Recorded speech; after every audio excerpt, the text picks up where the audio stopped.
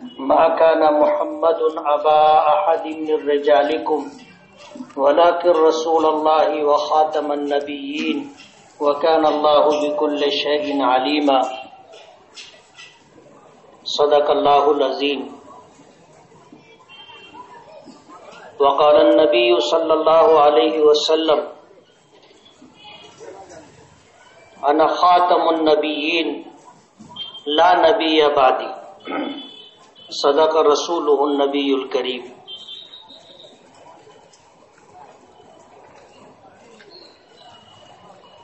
ہر ابتدا سے پہلے، ہر ابتدا کے بعد، ہر ابتدا سے پہلے، ہر ابتدا کے بعد، ہر انتہا کے بعد ذات نبی بلند ہے، ذات خدا کے بعد۔ دنیا میں جس قدر احترام کے قابل ہیں لوگ، میں سب ہی کو مانتا ہوں مگر مصطفیٰ کے بعد۔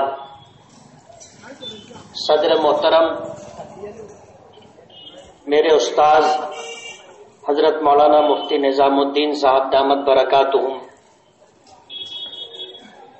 دیگر علماء کرام، بزرگوں اور دوستوں، آج کے اس جلسے میں مجھے گفتگو کے لیے جو عنوان دیا گیا ہے وہ خالص علمی عنوان ہے۔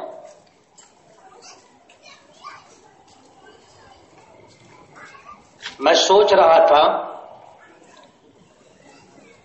کہ کسی علمی عنوان کو، اور ایسا عنوان جو بہت نازک، بہت دقیق، اپنے اندر بہت گہرائی اور گہرائی لیے ہوئے ہے، اور ایسا عنوان جو ہمارے عقیدے کا ایک حصہ ہے، یعنی جس کو ماننا مسلمان ہونے کی دلیل ہے، اور جس کے ماننے سے انکار کر دینا آدمی کو کافر، فاسق، زندیق اور واجب القتل قرار دیتا ہے۔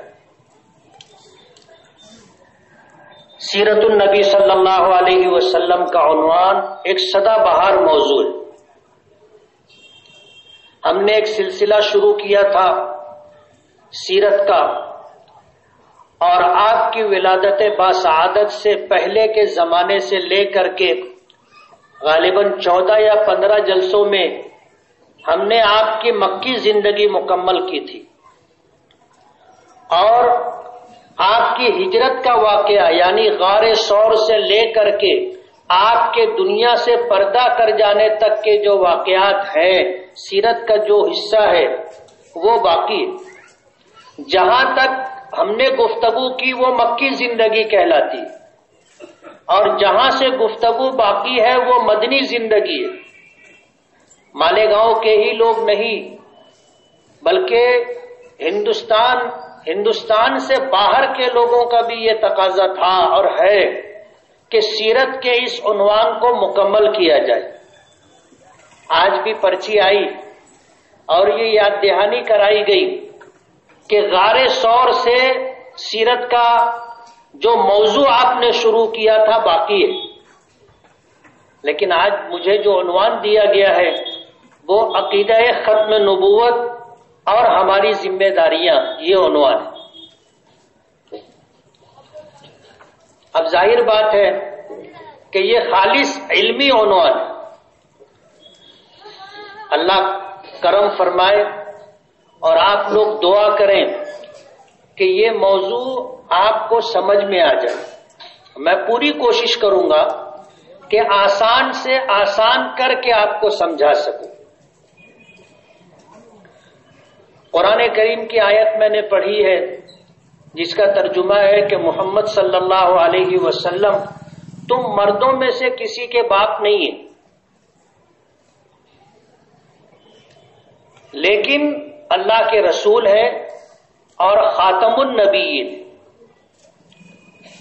نبی کریم صلی اللہ علیہ وسلم نے اس آیت کی تفسیر کرتے ہوئے یہ فرمایا، انا خاتم النبیین لا نبی بعدی، کہ میں خاتم النبیین ہوں، میرے بعد کوئی نبی نہیں ہوگا، کوئی رسول نہیں ہوگا، قیامت تک کا زمانہ میری نبوت کا زمانہ ہے، میری رسالت کا زمانہ ہے۔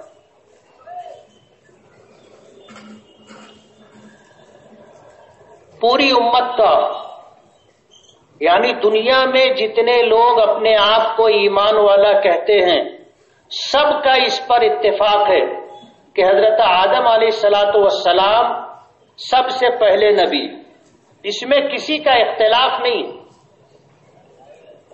دنیا میں 3 مذاہب ایسے پائے جاتے ہیں جو آسمانی مذاہب ہیں۔ ایک ہے یہودیت، حضرت موسیٰ علیہ الصلوۃ والسلام کی امت جو حضرت موسیٰ علیہ الصلوۃ والسلام پر ایمان رکھتی تھی۔ آپ کو اللہ نے جو آسمانی کتاب تورات عطا کی تھی، اسے آسمانی کتاب مان کر کے اس پر ایمان رکھتی تھی۔ یہ وہ قوم اور امت ہے جسے یہودی کہا جاتا ہے۔ آج بھی وہ لوگ موجود ہیں اور آج بھی ان کی کتاب توریت دنیا میں پائی جاتی ہے۔ آپ اگر تلاش کرو گے، تھوڑی سی جدوجہد کرو گے تو آپ کو توریت کے ہزاروں نسخے مل جائیں گے، اس کے 50 ایڈیشن مل جائیں گے۔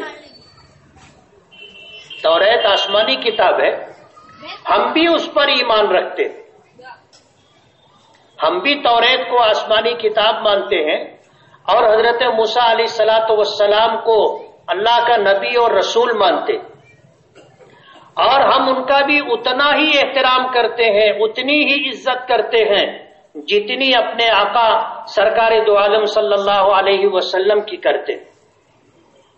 اس لیے کہ حضرت موسیٰ بھی اللہ کے نبی اور ہمارے آقا بھی اللہ کے نبی۔ حضرت موسیٰ علیہ الصلوۃ والسلام کو اللہ نے آسمانی کتاب توریت عطا کی تھی، ہمارے آقا سرکار دو عالم صلی اللہ علیہ وسلم کو اللہ پاک نے قرآن کریم عطا کیا۔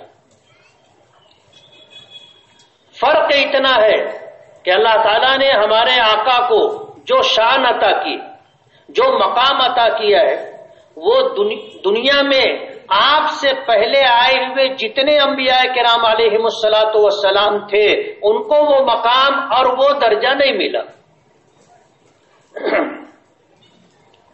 لیکن ہمارا سب نبیوں کی نبوت پر ایمان ہے۔ حضرت موسیٰ علیہ الصلوۃ والسلام کو توریت دی گئی تھی، توریت آپ تلاش کرو گے تو مل جائے گی۔ توریت میں کہیں بھی یہ نہیں لکھا ہے کہ حضرت موسیٰ علیہ الصلوۃ والسلام اللہ کے آخری نبی۔ توریت میں یہ کہیں نہیں لکھا ہے کہ توریت اللہ تعالیٰ کی کتابوں میں سے، آسمان سے نازل ہونے والی کتابوں میں آخری کتاب ہے، ایسا نہیں لکھا ہے۔ بلکہ توریت میں یہ لکھا ہے، یہ پیشن گوئی موجود ہے کہ تم میں ایک نبی آئے گا جو فاران کی چوٹیوں سے اترے گا، جس کے ساتھ 10,000 قدوسی ہوں گے۔ آج بھی توریت میں یہ عبارت موجود ہے اور یہودی اس بات کو مانتے ہیں، اور اسی کے پیش نظر یہودیوں میں سے ان کے علماء نے، ان کے احبار نے سرکار دو عالم صلی اللہ علیہ وسلم کی نبوت اور رسالت کو تسلیم کیا، اقرار کیا، اعلان کیا، آپ کے ہاتھوں پر ایمان لائے۔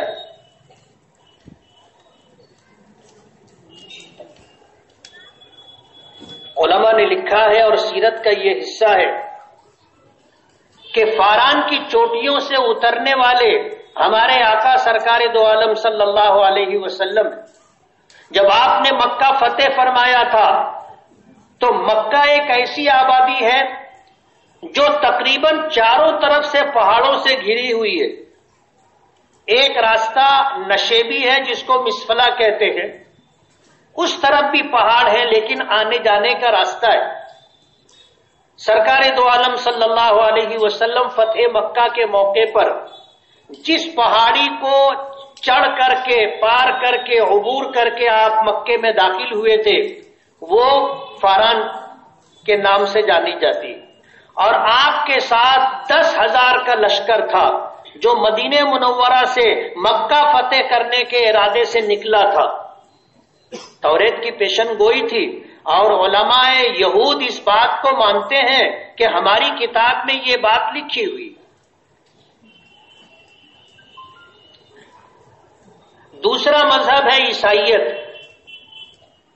حضرت عیسیٰ علیہ الصلوۃ والسلام کے ماننے والے لوگ عیسائی کہلاتے ہیں، جن کو مسیحیت سے بھی تعبیر کیا جاتا ہے۔ ہم لوگ آج چلتے زمانے میں اس کو کرسچن کہتے ہیں۔ یہ حضرت عیسیٰ علیہ الصلوۃ والسلام کے ماننے والے لوگ ہیں۔ حضرت عیسیٰ علیہ الصلوۃ والسلام کو اللہ پاک نے آسمانی کتاب انجیل عطا کی تھی، اور اس انجیل میں بھی سرکار دو عالم صلی اللہ علیہ وسلم کے آنے کی خبر دی گئی ہے، آپ کے تعلق سے علامات نشانیاں بتائی گئی ہیں، پیشن گوئیاں موجود ہیں۔ اور انجیل میں کہیں نہیں لکھا ہے کہ حضرت عیسیٰ اللہ کے آخری نبی ہیں، کہیں نہیں لکھا ہے کہ انجیل اللہ تعالیٰ کی آسمانی کتابوں میں آخری کتاب ہے، کہیں نہیں لکھا ہے۔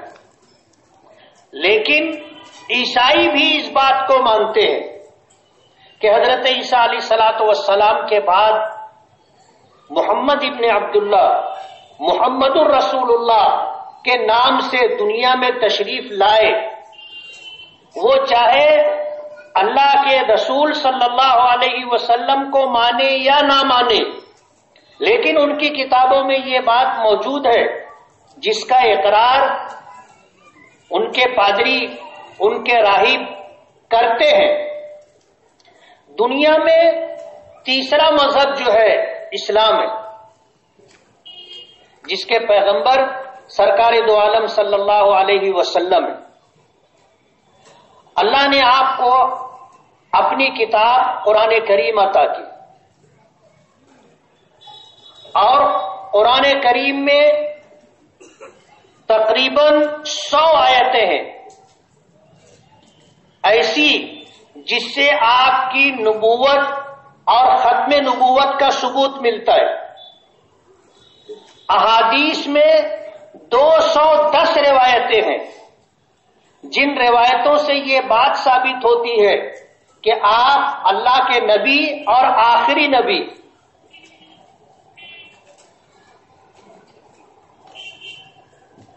قرآن کریم کی آیت کی میں نے تلاوت کی، اللہ پاک نے ہمارے آقا سرکار دو عالم صلی اللہ علیہ وسلم کو خاتم النبیین قرار دیا کہ آپ نبوت اور رسالت کے زرین سلسلے کی آخری کڑی۔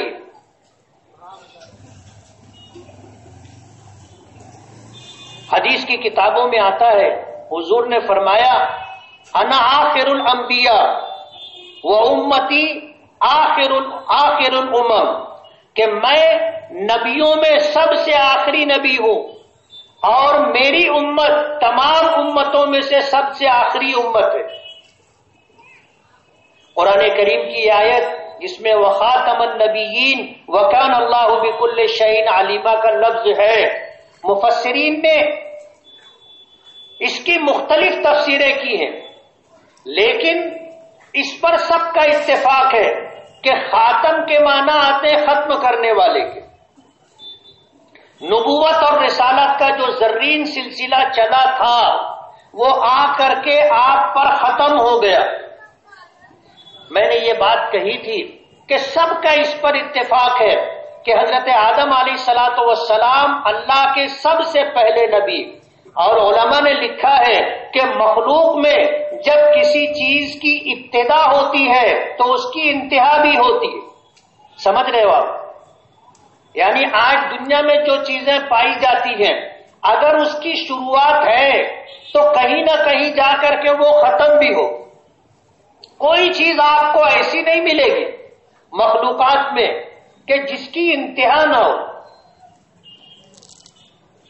اگر حضرت آدم پہلے نبی ہیں، نبوت اور رسالت کا زرین سلسلہ چلا تو آ کر کے سرکار دو عالم صلی اللہ علیہ وسلم پر ختم ہو گیا۔ آپ آخری نبی رہے، آپ کے بعد قیامت تک کوئی نبی نہیں آئے گا۔ یہ ہمارے عقیدے کا حصہ ہے۔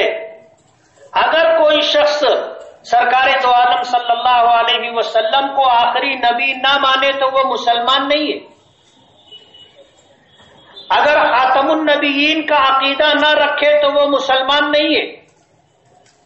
کسی بھی اعتبار سے میں تفصیل میں جانا نہیں چاہتا، سمیٹ کر کے آسان کر کے آپ کو یہ بتانا چاہتا ہوں کہ آپ ہر اعتبار سے آخری نبی ہیں.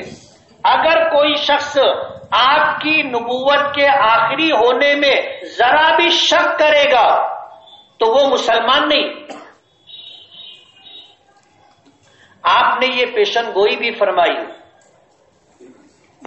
آپ نے یہ پیشن گوئی بھی فرمائی ہے کہ قسم ہے اس ذات کی جس کے قبضے قدرت میں میری جان ہے، آنے والے زمانے میں نبوت کے جھوٹے دعوے دار پیدا ہوں گے. سلاسون کذابون دجالون، جن کی تعداد 30 ہوگی، جو دھوکہ دینے والے، فریبی اور جھوٹے ہوں گے. نبوت کے دعوے دار تو بہت سارے ہوئے جن کی تعداد 30 سے زیادہ ہو چکی. 30 کی جو گنتی آپ نے بتائی یہ وہ نبوت کے جھوٹے دعوے دار جن کے ماننے والوں کی ایک بڑی تعداد ہوگی. سرکار دو عالم صلی اللہ علیہ وسلم کے زمانے میں آپ کی مقبولیت اور آپ کے ذریعے دنیا میں جو بہترین انقلاب آیا تھا اور آپ کے ہاتھوں پر ایمان لانے والے جس فدائیت کے ساتھ آپ کے ساتھ رہتے تھے اور زمانہ جس طرح آپ کا استقبال کر رہا تھا، لوگوں میں کچھ ایسے لوگ تھے جن میں یہ خواہش پیدا ہوئی کہ ہم بھی اپنی نبوت کا اعلان کریں. مسیلمہ کذاب کے متعلق آتا ہے کہ اس نے سرکار دو عالم صلی اللہ علیہ وسلم کے پاس پیغام بھیجا کہ میں آپ کے ہاتھ پر ایمان لانا چاہتا ہوں مگر میری کچھ شرطیں ہیں اور میں اس پر پہلے آپ سے بات کرنا چاہتا ہوں. نبی کریم صلی اللہ علیہ وسلم نے پوچھا کہ کیا شرطیں؟ تو اس نے کہا کہ میں ایمان لاؤں گا، لیکن ایمان لانے کے بعد ایمان لانے سے پہلے میری شرط یہ ہے کہ جب آپ دنیا سے پردہ کر جائیں گے، آپ نہیں رہیں گے تو آپ کے بعد میں نبی رہوں گا. نبی کریم صلی اللہ علیہ وسلم کے دست مبارک میں کھجور کے درخت کی ایک ٹہنی تھی. وہ جو پتے ہوتے ہیں کھجور کے درخت کے، اس میں جو بیج کی لکڑی ہوتی ہے وہ لکڑی آپ کے ہاتھ میں تھی. نبی کریم صلی اللہ علیہ وسلم نے فرمایا تھا کہ اگر تم ایمان لانے کے لیے یہ شرط رکھو کہ میں ایمان لاؤں گا اس شرط پر کہ آپ کے ہاتھ میں جو لکڑی ہے یہ لکڑی مجھے دے دو، تو بھی مجھے تمہاری یہ شرط منظور نہیں. اور آپ نے فرمایا تھا انا خاتم النبیین لا نبی بعدی، کہ میں آخری نبی ہوں، میرے بعد قیامت تک کوئی نبی نہیں آئے گا. سرکار دو عالم صلی اللہ علیہ وسلم دنیا سے پردہ کر گئے. آپ کے جانے کے بعد مسیلمہ کذاب نے نبوت کا دعویٰ کیا. نبوت کا دعویٰ کیا. حضرت ابوبکر صدیق رضی اللہ تعالی عنہ کا زمانہ تھا اور حضرت ابوبکر صدیق رضی اللہ تعالی عنہ نے صحابہ کرام کا ایک لشکر تیار کیا اس کی بےخونی کے لیے، اور یہ لشکر گیا اور جا کر کے مسیلمہ کذاب اور اس کے حامیوں سے باقاعدہ جنگ کی، اور مسیلمہ کذاب اس جنگ میں مارا گیا. اور مسیلمہ کذاب کو قتل کرنے والے اور واصل جہنم کرنے والے حضرت وحشی رضی اللہ تعالیٰ عنہ. حضرت وحشی کا نام سیرت میں اگر کبھی آپ نے سنا ہوگا تو آپ کو یاد آئے گا، یہ وہ شخص ہے جس نے زمانے کفر میں سرکار دو عالم صلی اللہ علیہ وسلم کے چچا حضرت حمزہ رضی اللہ تعالی عنہ کو شہید کیا تھا. حضرت حمزہ کو شہید کیا تھا، اور اس طرح شہید کیا تھا کہ ایک پتھر کی چٹان کے آڑ میں بیٹھا ہوا تھا، اور اس شخص کو ہندا مکے کے سردار ابو سفیان کی بیوی نے اس بات کا لالچ دیا تھا کہ اگر تم حمزہ کو قتل کر دو گے تو میں اپنا سارا زیور تمہیں دے دوں گی۔ اس کے مالک نے یہ شرط رکھی تھی، وہ جس کا یہ غلام تھا اس کا باپ جنگ بدر میں مسلمانوں کے ہاتھوں حضرت حمزہ کے ہاتھوں مارا گیا تھا، تو اس کے وارثین نے یہ کہا تھا کہ اگر تم نے حمزہ کو شہید کر دیا تو ہم تم کو آزاد کر دیں گے۔ تو وحشی پتھر کی ایک چٹان کی آڑ میں چھپ کر کے بیٹھا تھا۔ حضرت حمزہ جب ادھر سے گزرنے لگے تو اس نے نیزہ مارا، اور اس طرح نیزہ مارا کہ وہ ناف کے نیچے لگا اور پیٹ چیرتا ہوا پیچھے کی طرف باہر ہو گیا، اور حضرت حمزہ رضی اللہ تعالی عنہ شہید ہو گئے۔ دھوکے سے مارا تھا۔ جب آپ شہید ہو گئے تو ہندا نے آ کر کے آپ کا پیٹ چیرا اور ہاتھ اندر ڈال کر کے آپ کا جگر کلیجی نکالی اور اسے چبا کر کے کھانا چاہا، لیکن کھا نہیں سکی، تھوک دیا۔ اس نے حضرت حمزہ کے چہرے کو مسخ کیا، کان کاٹ لیے، ناک کاٹ لی، ہونٹ کاٹ لیے، اور اس طرح بے حرمتی کی۔ نبی کریم صلی اللہ علیہ وسلم نے جب اپنے چچا حضرت حمزہ رضی اللہ تعالی عنہ کو اس حالت میں دیکھا تھا تو فرمایا تھا کہ اگر میرا عمل بعد میں آنے والوں کے لیے سنت نہ بنتا تو میں اپنے چچا کی لاش کو یوں ہی رہنے دیتا، دفن نہیں کرتا، پرندے کھا لیتے۔ کل قیامت کے دن میدان محشر میں پرندوں کے فوٹو سے نکل کر کے اللہ کی بارگاہ میں حضرت حمزہ آتے، لیکن اگر میں نے اپنے چچا کی لاش کو دفن نہیں کیا تو پھر لوگ اپنے شہیدوں کو دفن کرنا چھوڑ دیں۔ کتابوں میں آتا ہے کہ نبی کریم صلی اللہ علیہ وسلم نے میدان احد میں جو 70 صحابہ شہید ہوئے تھے ان تمام کی نماز جنازہ پڑھی تھی، اور ہر شہید کے ساتھ اپنے چچا کے جنازے کو رکھا تھا۔ آپ اندازہ کریں کہ حضرت حمزہ کی لاش پر، میت پر حضور نے 70 مرتبہ نماز جنازہ پڑھی تھی۔ وحشی نے جب اسلام قبول کیا فتح مکہ کے موقع پر، نبی کریم صلی اللہ علیہ وسلم کو پتا چلا، وحشی سے پوچھا کہ تم نے میرے چچا کو شہید کیسے کیا تھا؟ تو وحشی نے پورا واقعہ بتایا کہ میں نے کس طرح چھپ کر کے دھوکے سے وار کیا تھا۔ اس کے بعد حضور نے فرمایا تھا کہ تم میرے سامنے مت آیا کرو، آج کے بعد تم میرے سامنے مت آنا، تمہیں دیکھ کر کے مجھے اپنے مرحوم چچا کی یاد آئی۔ تو حضرت وحشی جب حضور کی مجلس میں آتے تھے تو پیچھے بیٹھا کرتے تھے، سامنے نہیں آتے، اور ہمیشہ ان کو یہ احساس رہا اور دل میں یہ کڑھن اور چبھن رہی کہ میں نے حضور کے چچا حمزہ کو شہید کیا ہے۔ لیکن جب حضور کے دنیا سے چلے جانے کے بعد مسیلمہ کذاب نے نبوت کا دعویٰ کیا اور حضرت ابوبکر صدیق نے لشکر روانہ کیا، اس لشکر میں وحشی بھی تھے، اور جس طرح حضرت حمزہ کو شہید کیا تھا اسی طرح مسیلمہ کذاب کو بھی انہوں نے واصل جہنم کیا، اور یہ کہا کرتے تھے کہ زمانے کفر میں نے اسلام کے سب سے بہترین شخص کو شہید کیا تھا، وہ حضرت حمزہ تھے، اور زمانے اسلام میں نے کفر کے بدترین شخص کو قتل کیا جس نے نبوت کا دعویٰ کیا، اور مجھے اللہ کی ذات سے یہ امید ہے، وہ کہتے تھے کہ تل کا بے تل کا، اس قتل کے بدلے میں میرا وہ قتل جو میں نے نبوت کے دعوے دار کا کیا تھا، ہو سکتا ہے میرا یہ معاملہ برابر سرابر پر ختم ہو جائے اور قیامت کے دن اللہ میرا مواخذہ اور میری پکڑ نہ کرے۔ میں نے زمانے کفر میں اسلام کے بہترین شخص کو شہید کیا تھا اور زمانے اسلام میں کفر کے بدترین شخص کو واصل جہنم کیا ہے۔ نبی کریم صلی اللہ علیہ وسلم کے زمانے میں اسود عنسی نے بھی نبوت کا دعویٰ کیا تھا، یمن کا رہنے والا تھا۔ ایک عورت نے بھی، سجاح نامی عورت نے بھی نبوت کا دعویٰ کیا تھا۔ دونوں مقابلے کے لیے آئے جیسے مولانا امتیاز اقبال نے بتایا، لیکن اسود عنسی بہت چالاک شخص تھا۔ اس نے پیغام بھیجا کہ کیوں نہ ہم بیٹھ کر کے گفتگو کریں اور کسی بات پر اتفاق کر لیں.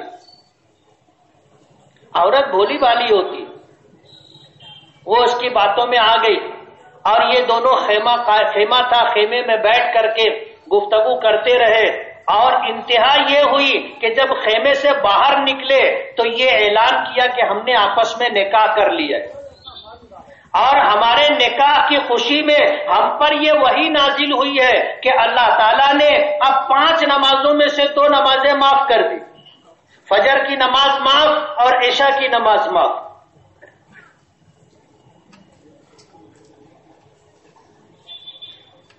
اللہ تعالیٰ نے منہ دکھائی دے دی تھی.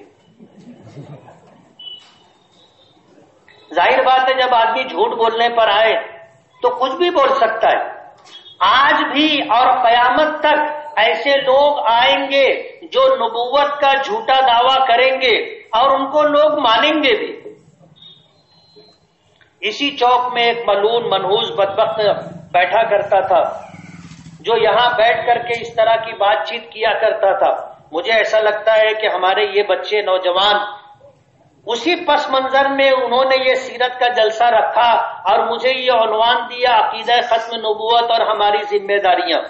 میں آپ کو یہ بتانا چاہتا ہوں کہ حضور نے جب پیشن گوئی فرمائی ہے کہ نبوت کے جھوٹے دعوے دار آئیں گے جن کی تعداد 30 ہوگی تو آئیں گے، اور حضور نے فرمایا وہ سب جھوٹے ہوں گے، تو ہمارا ایمان ہے کہ وہ اپنے دعوے میں جھوٹے ہوں گے. حضور نے فرمایا وہ سب مکار دھوکے باز اور فریبی ہوں گے، تو ہمارا ایمان ہے کہ وہ مکار اور دھوکے باز اور فریبی ہوں گے.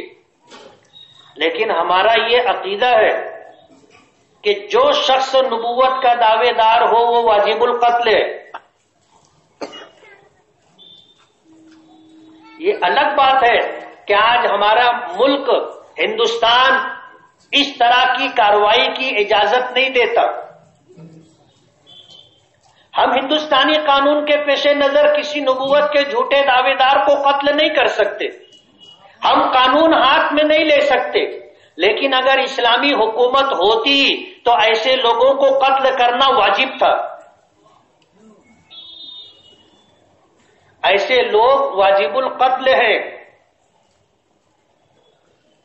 اور اسلامی عقیدے اور قانون اور دستور کے اعتبار سے اگر کسی شخص نے یہ اقدام کیا تو شریعت کی نگاہ میں وہ قاتل نہیں ہے،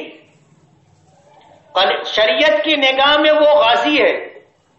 میدان جہاد میں جو لوگ جاتے ہیں اور جا کر کے اللہ کے دشمنوں سے، دین کے دشمنوں سے مقابلہ کرتے ہیں، جو مارے جاتے ہیں وہ شہید کہلاتے ہیں، اور جو زندہ واپس آتے ہیں وہ غازی کہلاتے ہیں.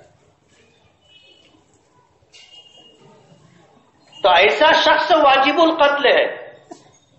سرکار دو عالم صلی اللہ علیہ وسلم نے اس بات کی خبر دی ہے، اور یہ ہمارا عقیدہ ہے کہ ان الرسالۃ والنبوۃ قد انقطعت، کہ نبوت اور رسالت ختم ہو چکی ہے. نبوت اور رسالت ختم ہو چکی ہے، اور آپ کے بعد نہ کوئی نبی آئے گا نہ کوئی رسول آئے گا. حضور نے فرمایا انا آخر الانبیاء، کہ میں نبیوں کی سلسلے کا آخری شخص ہوں، اور آپ نے اپنی امت کے بارے میں فرمایا کہ وہ امتی آخر الامم، اور میری امت امتوں کے سلسلے کی آخری امت ہے. جب کوئی نبی نہیں ہوگا تو کوئی امت بھی نہیں آئے گی. اللہ کے رسول ہمارے آقا آخری نبی اور ہم آخری امت ہے، ہمارے بعد کوئی امت بھی نہیں ہے. لا نبی بعدی، حضور نے فرمایا اللہ کے رسول کے بعد کوئی نبی نہیں، کوئی رسول نہیں. لا کتاب بعدی، میرے بعد کوئی آسمانی کتاب بھی نہیں ہوگی. ولا امت بعد امتی، میری امت کے بعد کوئی امت نہیں ہوگی. میں نے اپنی بات میں یہ بات کہی تھی کہ قرآن کریم کی 100 آیتیں اس بات کی تائید کرتی. اللہ کے رسول صلی اللہ علیہ وسلم حج کے سفر میں گئے، دوران حج میدان عرفات میں جمعہ کے دن آپ پر قرآن کریم کی آیت نازل ہوئی، الیوم اکملت لکم دینکم واتممت علیکم نعمتی ورضیت لکم الاسلام دینا. کہ آج کے دن میں نے تم پر تمہارا دین مکمل کر دیا. یہ اللہ پاک کا اعلان ہے. دین مکمل ہو چکا ہے. اب کسی نبی اور رسول کی ضرورت نہیں ہے. وہ اتممت علیکم نعمتی، اور تم پر اپنی نعمتیں تمام کر دی ہیں. ورضیت الیوم اکملت لکم دینکم واتممت علیکم نعمتی ورضیت لکم الاسلام دینا، اور تمہارے لیے اسلام کو دین ہونے کی حیثیت سے میں نے پسند کر لیا ہے. میں پوچھنا چاہوں گا آپ سے، جب کوئی چیز مکمل ہو چکی ہے تب اس کی تکمیل کے لیے کوئی آئے گا؟ جب اللہ کے رسول کے ہاتھ پر دین مکمل ہو چکا تو کیا اب کسی کی ضرورت ہے جو آ کر کے دین کے بارے میں جو باتیں باقی رہ گئی ہوں ہمیں بتائے؟ دین مکمل ہو چکا. علماء اور مفسرین کی ایک جماعت کہتی ہے کہ اس آیت کے نازل ہونے کے بعد پھر کوئی آیت نازل نہیں ہوئی. بعض علماء یہ بھی کہتے ہیں کہ اس آیت کے نازل ہونے کے بعد آیتیں نازل ہوئی لیکن احکام پر مشتمل کوئی آیت نازل نہیں ہوئی. اس کے پہلے جتنے احکامات تھے سب نازل ہو چکے تھے. اس آیت کے بعد کوئی حکم نازل نہیں ہوا. نبی کریم صلی اللہ علیہ وسلم نے فرمایا کہ مثلی و مثل الانبیاء کا مثل قصر، کہ میری اور تمام انبیاء کرام علیہ الصلوۃ والسلام کی مثال ایسی ہے جیسے ایک محل کی طرح احسن بنیانہ، جس کی بنیاد اور جس کی تعمیر بہت خوبصورت. وطرق منہ موضع لبنۃ، لیکن اس محل میں ایک اینٹ کی جگہ باقی رہ گئی. لوگ آتے ہیں چاروں طرف سے دیکھتے ہیں، محل کی تعریف کرتے ہیں، اور ایک اینٹ کی جگہ خالی ہے. ہر آدمی اس کی طرف متوجہ ہوتا ہے کہ یہ آخری اینٹ رہ گئی. سرکار دو عالم صلی اللہ علیہ وسلم نے فرمایا فَكُنْتُ أَنَا آخِرُ لَبِنَةٍ، کہ وہ آخری اینٹ میں ہوں. اب محل مکمل ہو چکا، اب اس میں کوئی اینٹ لگانے کی جگہ باقی نہیں. سرکار دو عالم صلی اللہ علیہ وسلم آخری نبی، یہ ہمارا عقیدہ ہے. اگر کوئی شخص نبوت کا دعویٰ کرے تو وہ اپنے دعوے میں جھوٹا ہے. بلکہ علماء نے یہاں تک لکھا ہے، مفتیان کرام نے یہاں تک لکھا ہے کہ اگر کسی شخص نے نبوت کا دعویٰ کیا اور کسی شخص نے اس سے یہ پوچھا کہ تیرے نبی ہونے کی کیا دلیل ہے، جیسے بعض لوگ اگاؤ ہوتے ہیں، بعض لوگ اپنے آپ کو بہت ہوشیار بہت سمجھدار سمجھتے ہیں اور سمجھ میں آئے نہ آئے بحث کرنے کے لیے تیار ہو جاتے، علم رہے نہ رہے الجھتے رہتے. یہ اچھی عادت نہیں ہے. میں جو بات بتانا چاہتا ہوں آپ توجہ سے سنیں. علماء نے لکھا ہے، مفتیان کرام نے لکھا ہے کہ اگر کسی شخص نے نبوت کا دعویٰ کیا اور کسی مسلمان نے اس سے یہ پوچھا کہ تیرے نبی ہونے کی کیا دلیل ہے، تو یہ پوچھنے والا ایمان سے خارج ہو جائے گا، مسلمان نہیں رہے گا. صرف یہ پوچھنے کی وجہ سے کہ تیرے نبی ہونے کی کیا دلیل ہے. ہم کسی کے دعوے پر کان دھرتے ہی نہیں. اگر کوئی نبوت کا دعویٰ کرے تو ہم اس سے بات کرنا بھی پسند نہیں کرتے. ہم یہ کہیں گے تو دجال ہے، تو کذاب ہے، تو جھوٹا ہے، تو فریبی ہے، تو دھوکے باز ہے. جب اللہ نے فرما دیا سرکار دو عالم صلی اللہ علیہ وسلم کے بارے میں کہ اللہ کے رسول صلی اللہ علیہ وسلم خاتم النبیین ہیں، تو ہم کسی کے بارے میں سوچ بھی نہیں سکتے کہ یہ نبی ہو سکتا ہے. دلیل مانگنا تو بہت دور کی بات ہے. دلیل اگر کوئی مانگا وہی گھر سے باہر ہو جائے گا.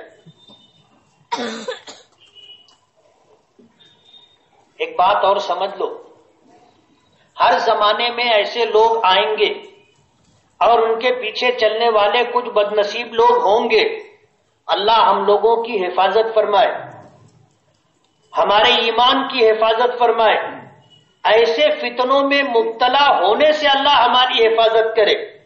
اگر کسی شخص کے بارے میں سنو کہ وہ نبوت کا دعویٰ کر رہا ہے تو کبھی اس کے پاس جانے کی، بات کرنے کی، اس کے بارے میں کسی سے گفتگو کرنے کی بھی کوئی ضرورت نہیں ہے۔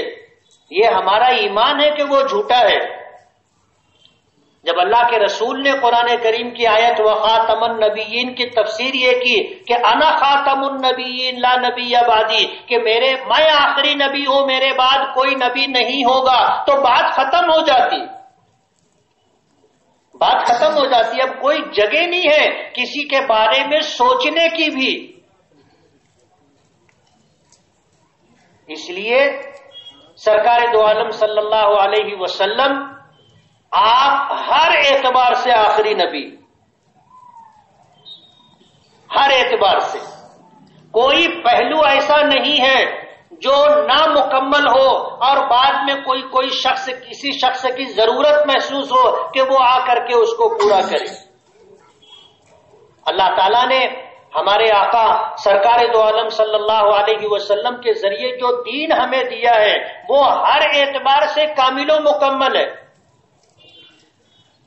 دنیا میں اسلام جیسا کوئی مذہب آپ کو نہیں ملے گا جس نے ایک شخص کی پیدائش سے لے کر کے موت تک کے احکامات اسے عطا کیے۔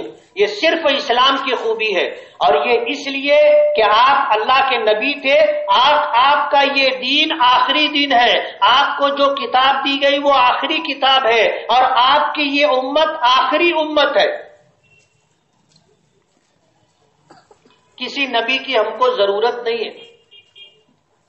اور حیرت کی بات یہ کہ جس نے بھی نبوت کا دعویٰ کیا، قدرت نے ایسی بدترین موت اسے عطا کی کہ اس کے ماننے والے لوگ بھی اس کا تذکرہ پسند نہیں کرتے۔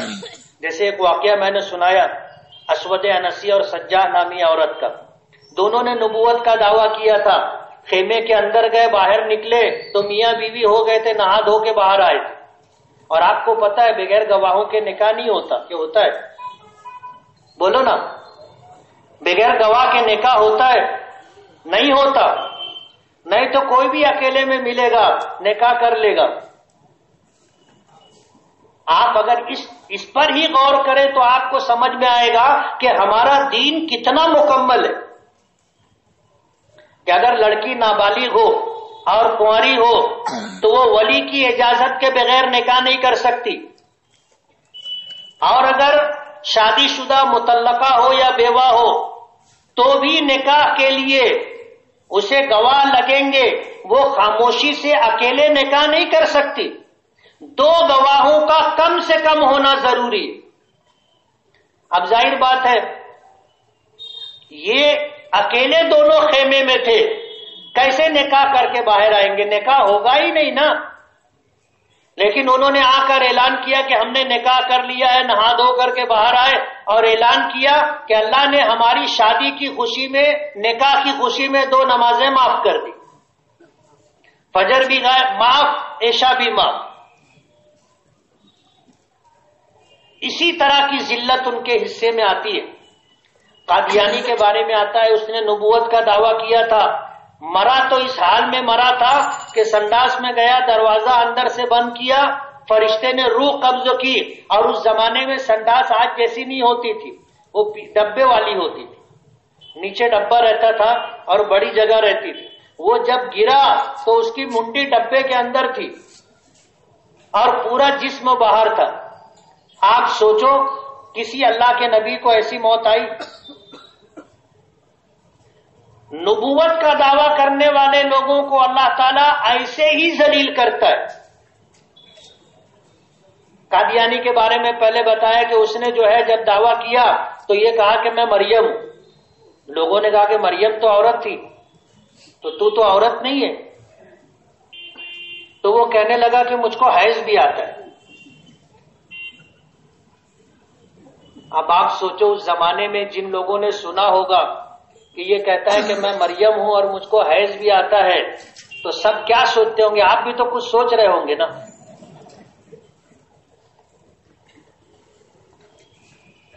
اللہ ایسی بات کہلوا دیتا ہے کہ آدمی سماج میں ذلیل ہو جائے۔ دنیا میں رسوا ہو جائے۔ سرکار دو عالم صلی اللہ علیہ وسلم اللہ کے آخری نبی، اور اللہ نے ایسی خوبیاں، ایسی صفات عطا فرمائی تھی کہ تمام دنیا انسانیت کی خوبیاں اور صفات آپ جمع کر لو، ہمارے آقا کی خوبی اور ایک خوبی ایک صفت تک نہیں پہنچ سکتے۔ اللہ نے آپ کو نبی ہی نہیں، نبیوں کا سردار بنایا تھا، رحمت للعالمین بنایا تھا، شفیع المذنبین بنایا تھا، محبوب رب العالمین بنایا تھا۔ اللہ نے آپ کو خاتم النبیین بنایا۔ ساری دنیا کی خوبیاں اور صفات جو ہو سکتی تھی وہ آپ نے اللہ اپنے نبی میں علی وجہ الکمال رکھی تھی، اتنی خوبصورتی عطا کی تھی، اور چہرے میں اتنی رونق اور نور تھا کہ حضرت عائشہ صدیقہ رضی اللہ تعالی عنہا فرماتی ہیں کہ اگر مجھے رات میں سوئی میں دھاگا ڈالنا ہوتا تھا تو میں اپنے آقا کے قریب آ جاتی تھی، اور آپ کے چہرے کی روشنی میں سوئی کے ناکے میں دھاگا ڈال لیتی تھی۔ کوئی آدمی دنیا میں ایسا ملے گا؟ چاروں طرف سے دیوار ہو، چھت ہو، کھڑکی دروازہ بند کر لیں اور چراغ بجھا دے، لائٹ بند کر دے تو وہ آدمی دکھائی بھی نہیں دے گا، چاہے کتنا ہی خوبصورت دکھائی دے گا۔ سرکار دو عالم صلی اللہ علیہ وسلم کو اللہ نے ایسا جمال عطا کیا تھا کہ حضرت عائشہ فرماتی ہے، اور میرا ایمان ہے کہ مائی عائشہ کی بات غلط نہیں ہے، حضرت عائشہ نے جھوٹ نہیں کہا، بالکل سچ بات کہی، یہ میرا ایمان ہے۔ اللہ نے اتنا نور چہرے پر عطا کیا تھا کہ سوئی میں دھاگا ڈالا جا سکتا تھا۔ جسم مبارک ایسا تھا کہ جو پسینہ نکلتا تھا دنیا کی کوئی خوشبو اس کا مقابلہ نہیں کر سکتی، کوئی خوشبو اس کا مقابلہ نہیں کر سکتی۔ کسی نے کہا ہے نا کہ پتہ دیتی ہے شوخی نقش پا کی، ابھی اس راہ سے گزرا ہے کوئی۔ صحابہ کرام کہتے ہیں کہ ہمیں اگر حضور کی تلاش ہوتی تھی تو ہم راستے پر آتے تھے، راستے کی خوشبو بتاتی تھی کہ حضور کدھر گئے، ہم اس طرف جاتے تھے، ملاقات ہو جاتی تھی۔ ایسی خوشبو نبی کریم صلی اللہ علیہ وسلم کے متعلق آتا ہے کہ آپ آرام کر رہے تھے، اور ام حرام بنت ملحان رضی اللہ تعالی عنہ یا اور کوئی خاتون ہے، غالباً حضرت انس رضی اللہ تعالی عنہ کی والدہ کا واقعہ ہے کہ حضور آرام کر رہے تھے اور گرمی کی وجہ سے آپ کو پسینہ آنے لگا، تو وہ آپ کی پیشانی پر سے پسینہ نکال کر کے بوتل میں جمع کر رہے۔ حضور کی آنکھ کھل گئی، پوچھا کہ یہ تم کیا کر رہی؟ تو کہنے لگی اللہ کے رسول، ہم آپ کے اس مبارک پسینے کو اپنی خوشبو میں ملاتے ہیں، دنیا حیران ہوتی ہے کہ تم یہ خوشبو کہاں سے لاتی ہو۔ اللہ نے آپ کو ایسا جمال اور خوبصورتی عطا کی تھی، اور اپنے محبوب کو ایسا کمال عطا کیا تھا کہ ہزاروں کے مجمع میں آپ چلتے تھے، دیکھنے والے دیکھتے تھے کہ حضور کہاں ہے، یعنی سب سے بلند نظر آتے تھے، لیکن حیرت کی بات یہ ہے کہ آپ لمبے نہیں تھے۔ ظاہر بات ہے کہ ہزاروں کے مجمع میں جب حضور نظر آئے اور ہر شخص دیکھنا چاہے تو دیکھ لے تو ظاہر بات ہے قد نکلتا ہوگا، تبھی تو یہ ہوگا۔ لیکن یہ آپ کا معجزہ تھا کہ آپ میانہ قد تھے، لمبے نہیں تھے، پستہ قد بھی نہیں تھے، لیکن جس مجلس میں بیٹھتے تھے سب سے نمایاں رہتے تھے، جس مجمع میں ہوتے تھے سب سے نمایاں رہتے تھے۔ اللہ نے آپ کو دیکھنے کی وہ خوبی عطا کی تھی کہ آپ مسجد میں جب سب مصلی پر کھڑے ہوتے تھے تو سر گھما کر کے پیچھے نہیں دیکھتے تھے، کہتے تھے کہ فلاں صاحب تم تھوڑا پیچھے ہو جاؤ یا تم تھوڑا آگے ہو جاؤ، سب برابر نہیں ہے۔ لوگوں نے پوچھا کہ اللہ کے رسول آپ کو کیسے پتا چلا؟ تو حضور نے فرمایا کہ میری یہ آنکھ پیچھے بھی دیکھتی ہے۔ دنیا میں کوئی آدمی ایسا ملے گا کہ جس کی آنکھ آگے بھی دیکھتی ہو اور پیچھے بھی دیکھتی ہو بیک وقت؟ آپ کو کوئی نہیں ملے گا۔ اللہ تعالیٰ نے آپ کو یہ خوبی عطا کی تھی آپ کے لعاب مبارک میں کہ اگر کھارے پانی میں آپ اپنا لعاب مبارک ڈال دے تو وہ میٹھا ہو جاتا تھا۔ دنیا میں کوئی مٹھاس ایسی نہیں ہے جو کھارے پانی کو میٹھے پانی کی طرح میٹھا کر دے۔ یہ حضور کے لعاب مبارک کی برکت تھی۔ آپ کے ہاتھوں کا یہ کمال تھا کہ پانی نہیں ہوتا تھا، تھوڑا سا پانی ہو، آپ اپنا ہاتھ پانی میں رکھ کے انگلیاں کشادہ کرتے تھے، انگلیوں کی جڑ سے پانی کے چشمے ابلتے تھے۔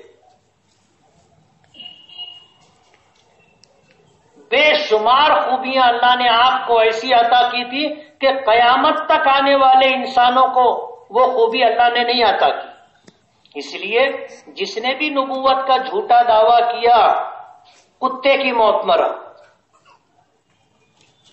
سرکار دو عالم صلی اللہ علیہ وسلم آخری نبی، اور ہمارا یہ ایمان ہے، ہمارا یہ عقیدہ ہے کہ آپ کے بعد نہ کوئی نبی نہ کوئی رسول۔